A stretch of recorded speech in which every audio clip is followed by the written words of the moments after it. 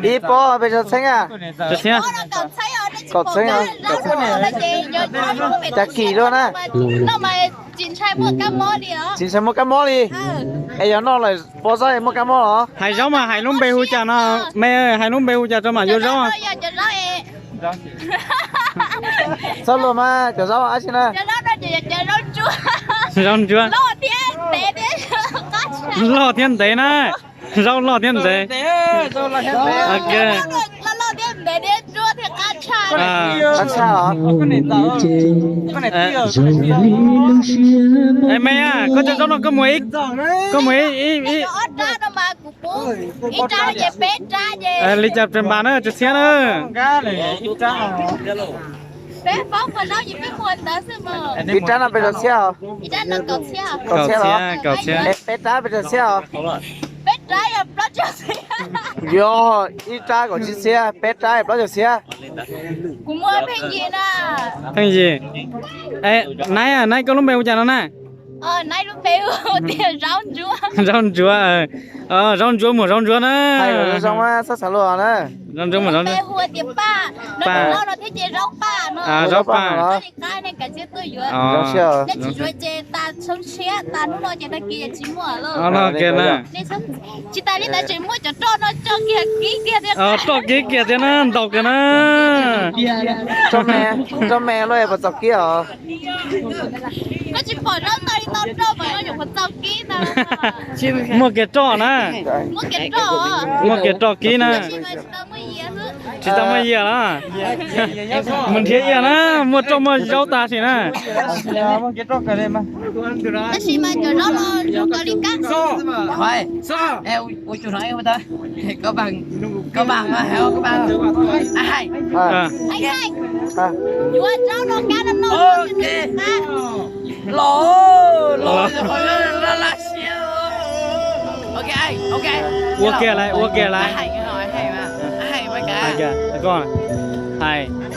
Vô đi cha hai đó là con này. Đi po bây giờ. Có sơ nhớ phải hai xe. Nên ngọt chết rồi nè. Sơ nhớ phải nông hai cái sao? Ai. bé mua cái phèn gì bó đi ngọc xe thế này mấy vừa Nên ngọt chết kỳ ra lo. Chỉ có vô đi cha vô thôi. Chưa cha có nhiều vô cũng mà thấy nhau nè. Hai có khủng gây đó. Vô tao trốn ra. Vô tao thôi chỉ xuống nè, xuống. ta nói cho nó chỉ xe nó Chỉ xe nó nè. Nên ngọt chết không có. ta nói cho nó chỉ xe nó Chỉ xe nó nè. Xe bây giờ.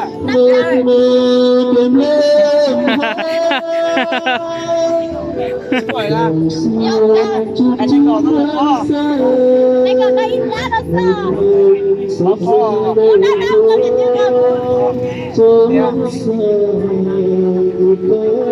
bây giờ nó có sai nó không biết gì những tay những kia nữa Nhớ rồi thả lũ tiền nó. Nên ngọt nó ta sẽ po. Po rồi. Anh nông tôm mây nó nè, nông tôm mây này. Nên ngọt nó ta sẽ po.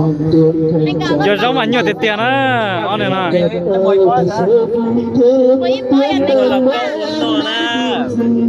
Giờ cho rau này lo thế này nó mà nhiều nữa. Chiều muốn được và chiều một liên tục đến chơi cả hiện lên từ chỗ mơ ôi sao nơi gần nhớ đất trời phương mùa hoa trái và mùa con trai hát gọi con gái đắm say phiên trời anh thề cùng với Rau mông nhỏ. Rau nó lo lên lo màn tay lên tay mà mua nhua nè, thả quả hỏng nè, nhua nè.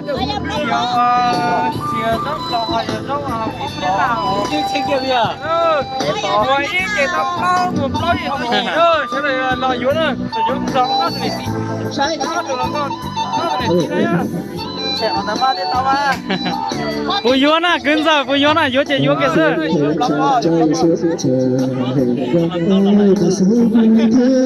đồng bố nói điều gì cho con ngủ lên nhớ đêm nay